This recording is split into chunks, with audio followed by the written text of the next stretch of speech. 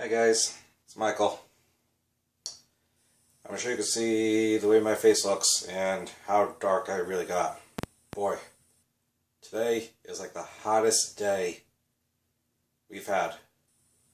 And this month, May, has been really on the cool side, or should I say cold side for May. We even had a day with snow squalls here in southern Connecticut. It even hit New York City and Central Park. It was a very, very rare weather event. And the last time that happened, 1977. So anyway, now, as for that, what I'm going to present to you today is, or should I say tonight, I'm going to be making my stir fry. Any of you who have not seen the video I made back last year, check it out. Back in 2017 or 2018, I came up with my own recipe for a healthy meat and vegetable Mediterranean style stir fry featuring garlic, extra virgin olive oil, your choice of herb, your choice of spice, and just something quick and simple and healthy, done the European old world street way, not the American street way. So today is going to feature the meat, freshly caught sea robins. That's right, sea robins. And as for the vegetable, I bought about just over a half pound of raw green beans and cut the ends of them off, whichever ones that were still long enough, like let's say 3 inches, 4 inches long. I cut those in half. But getting back to the meat, the sea robin. Last year I tried sea robin for the very first time. I've been doing surf casting along the shoreline and also out on jetties and sandbars and flats on the shoreline of Connecticut, of western Connecticut, for 25 years. My dad got me into it when I was still pretty young. Or not pretty young, but when I was still young. And he has been surf casting for long time, dating back to when the big bluefish, the big gators, 15 to 20 pounds, the nearly gorillas, were around every September and October. It's no longer like that. So as for my dad, I had him over last year to my place when it was around the time of his birthday. So I wanted him to try my Mediterranean style stir fry. I let him choose his choice of meat, his choice of vegetable, his choice of herb. I gave him choices for meat. And one of the choices I gave him was sea robin. And he decided to try that. He was amazed with the sea robin. And all the years and decades that he had been catching sea robins, he had never known that they were actually that edible. The meat's on them. The tail, that's where you get the meat.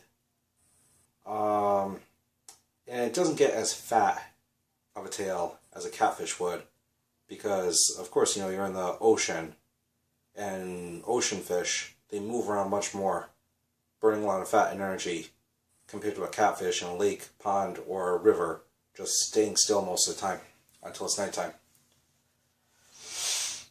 So now, let me just take this off of here so I could show you. Yep, you see there? That's a sea robin. Green beans, along with extra virgin olive oil.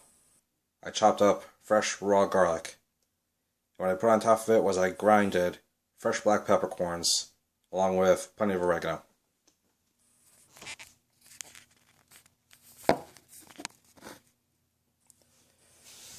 So I'm sure you could see this right here, this pan, compared to the video I did of my Mediterranean style stir fry. I kind of changed my tactics a bit. Also, I learned that with the garlic, for me, a person who has a a lot of acids in my digestive system.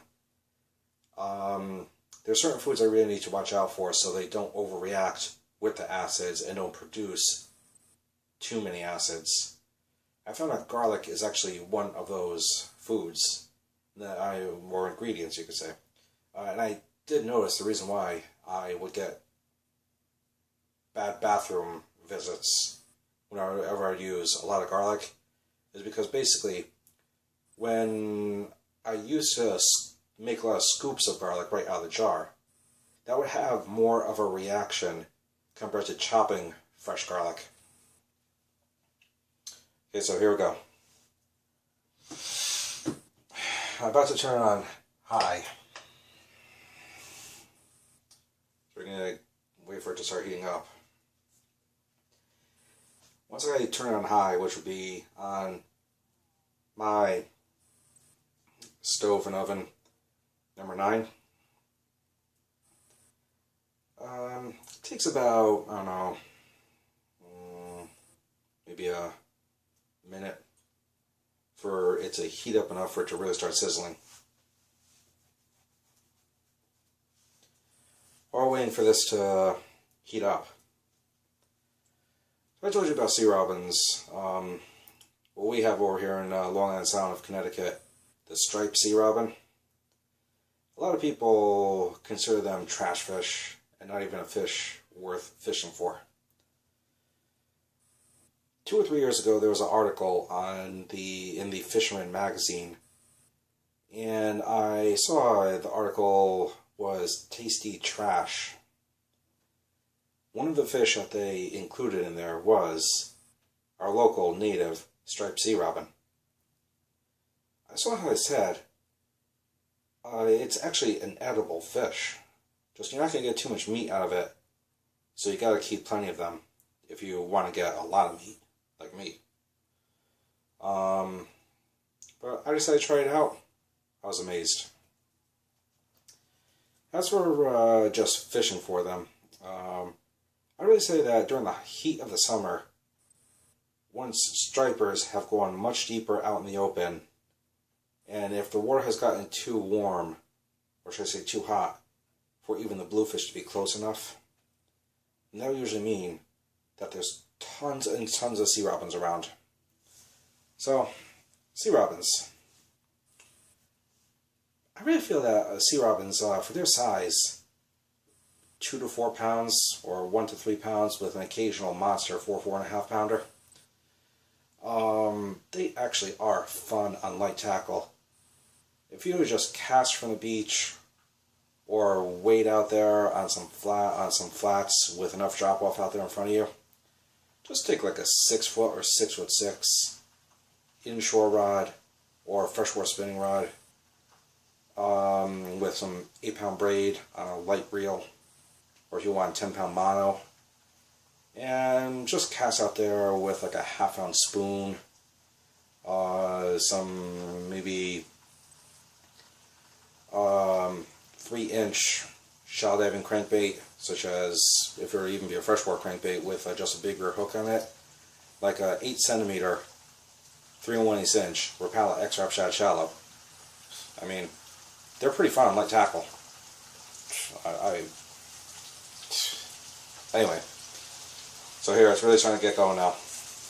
I'm just gonna let it stay like that for maybe like no more than 30 seconds until it starts really getting going pretty good. That's when I start to tone it down, or turn it down.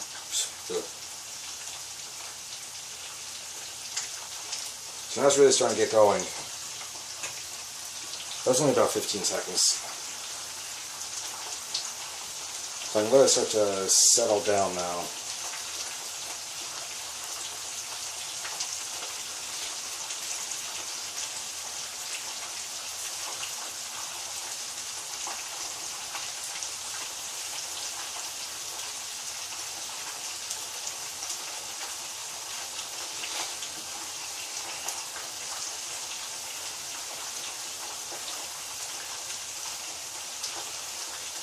And as I also said about the sea robins during the middle of the summer, One fish that usually is mixed in with the sea robins during the middle of the summer heat, whenever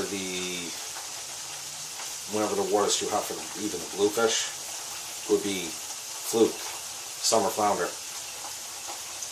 So as you're throwing like a small tin, a shallow diving plug or crankbait, or just doing some steady bottom bouncing with a 1/2 ounce jig head, rigged with something like 4-inch curly tail, you're bound to get the fluke also. So I see this is starting to just slightly calm down. What I'm going to get ready to do is with this spatula right here, to help it start to simmer down more, I'm going to start flipping and stirring it around.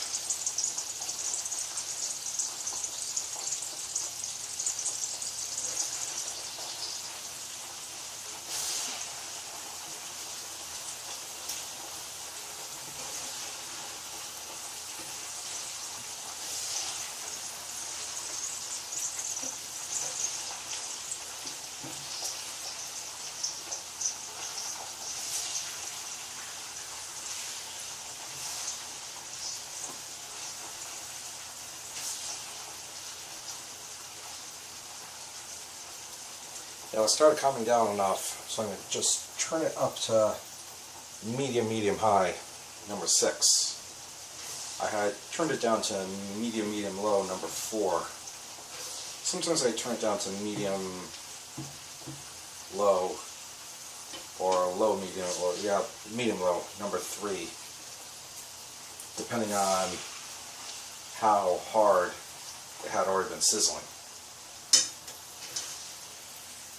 So you see, I'm still just keep on flipping around. It's not like your typical stir fry, which originated in China. You know how the Chinese, the Japanese, the Taiwanese, the Malaysians, how they all do their stir fry. This is something more like almost pan frying small chunks of meat and pieces of vegetables, as you just keep on flipping it and stirring it.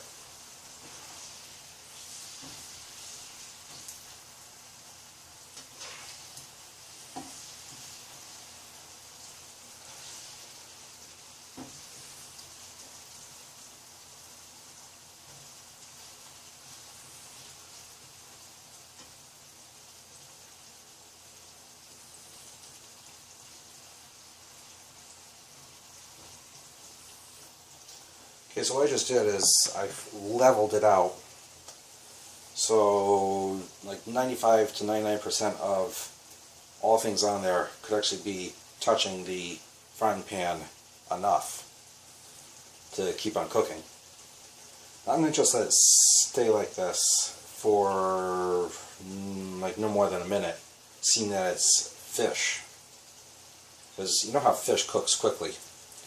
But if you were to use fresh chunks of pork, beef, chicken, turkey, meatballs, round up some Italian sausage, even slice some kielbasa. If you were to use those types of meats, then you would have to work it more. I'm almost finished here now.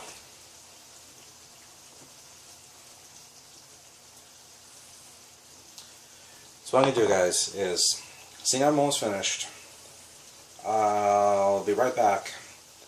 So then, once I start to eat it, once I start to eat it, you guys can actually see the texture of the sea robin meat, and also what I really say the sea robin is like.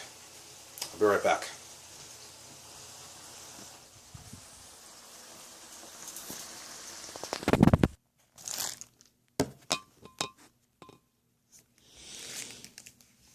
Okay guys, so I'm about to go get the plate now.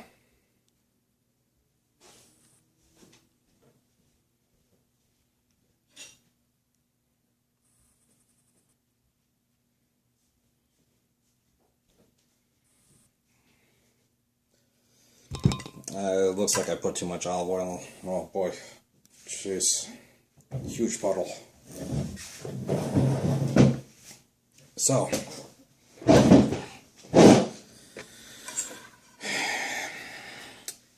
This time what I did is I used mozzarella. I have actually enjoyed using mozzarella more than feta because I love how the mozzarella just melts right all over it. And also I talked about earlier with my acid system and all the acids in my digestive system and how I have to watch out with garlic. I found out that feta cheese is one of a number of cheeses that has high moisture, while mozzarella cheese is a low moisture cheese. So high moisture cheeses, they're not good for my digestive system. So let's see, first I'm going to just take a sip of soda.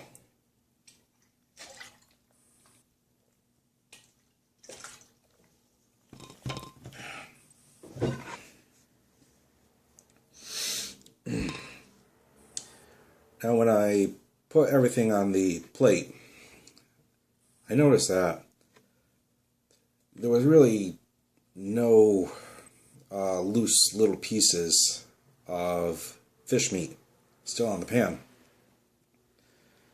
It's because the weird thing about sea robin meat is it's a lot like, as my dad said, monkfish meat. If any of you have never had monkfish or heard of monkfish, it's also called poor man's lobster. It's because the texture of the meat, even if you cook it, like fry it, pan fry it, it really doesn't fall apart. It's not your typical flaky fish meat that would easily fall apart. Let's see. So, I start off by working from the outside and in, because the outside cools off faster than the inside. And I have a sensitive mouth to hot temperatures. So now I'm going to take one green bean and a piece of the sea robin meat. As you can see,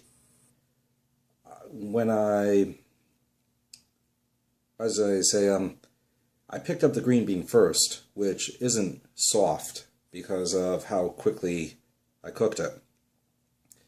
And as you can also see, the sea robin meat, it's not really coming off. I said earlier, it's very similar to monkfish. Just doesn't fall apart. It stays solid.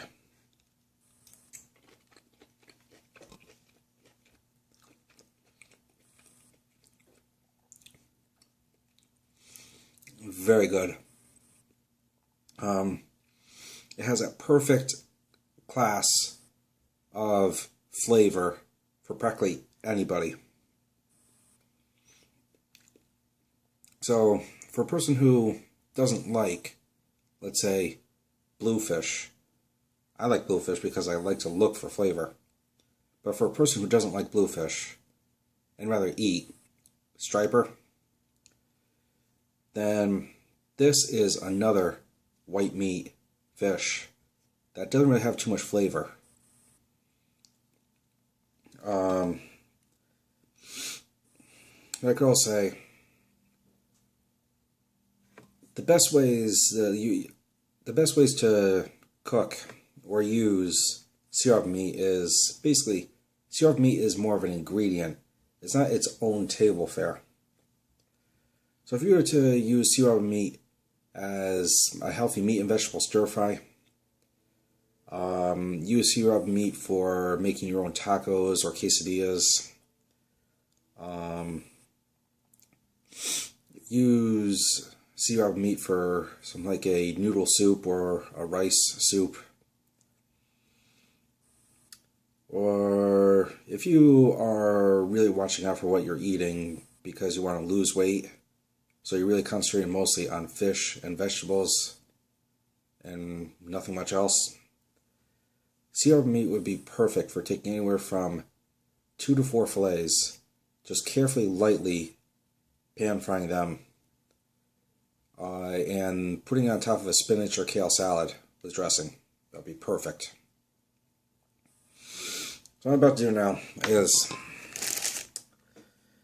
before I go, or should I say before I do my, before I go, I'll just take like a nice helping, what do I say here, seeing I took 3 green beans at once, I tried going into a piece of sea robin, but it wouldn't stick to the fork. But the weird thing is, it didn't fall apart. It just kind of got mushed, but it didn't fall apart like a typical piece of fish would. I take a piece of sea robin first.